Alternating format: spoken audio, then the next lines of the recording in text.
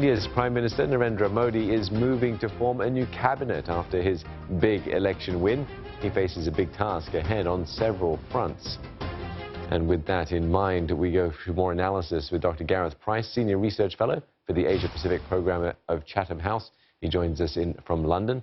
Dr. Price, firstly, Mr. Modi faces several challenges as he begins his second term in office. A stuttering economy, rising unemployment, farmers' income remains a sticky issue as well. What do you think he may do differently this time round, and where will be his key priorities? I think it depends on how he interprets the mandate he's been given. As you say, the economy isn't in great shape. There's a lot of problems, as you say, with farmers' incomes, rural distress. And yet the BJP retain power. And so, on the one hand, it could be interpreted to say, yes, people want economic reform, economic development, and think the BJP is best placed of the various parties to do so, which would suggest continued focus on the economy.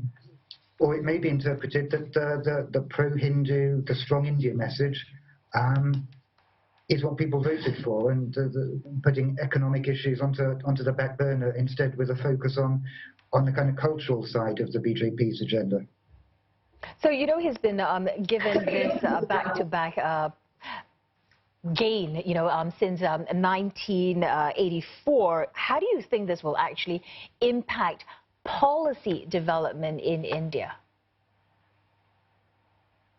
I think in part it relates back to what the priority is. Is it the cultural and social aspects, or is it the economic development aspects?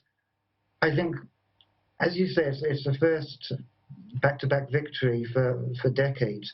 And I think the BJP is now trying to see itself as the natural party of government in the same way as Congress was for the first several decades of India's independence.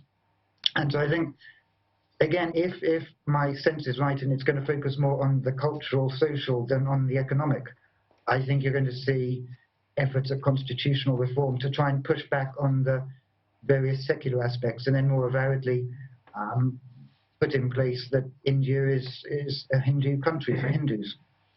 Well, the opposition Congress Party, let's talk about them. They faced a devastating defeat. Leader Rahul Gandhi lost his Amethi seat in Uttar Pradesh, a seat he held for 15 years, and a seat his family has held indeed for decades.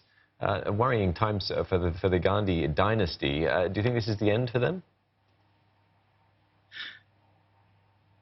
Look, on the one hand, Congress still gets a respectable vote share. The fact it's first past the post means it doesn't get so many seats, but there's still, it's a sizable chunk, and it's still, in some respects, it's a brand, but it's a brand which is entangled with the Gandhi family, and I think that's now become, I think, for the last few elections, it's become a curse rather than a blessing.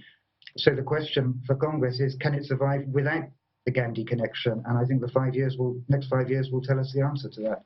All right, many thanks for your thoughts this evening. Dr. Gareth Price, Senior Research Fellow for the Asia-Pacific Programme at Chatham House in London.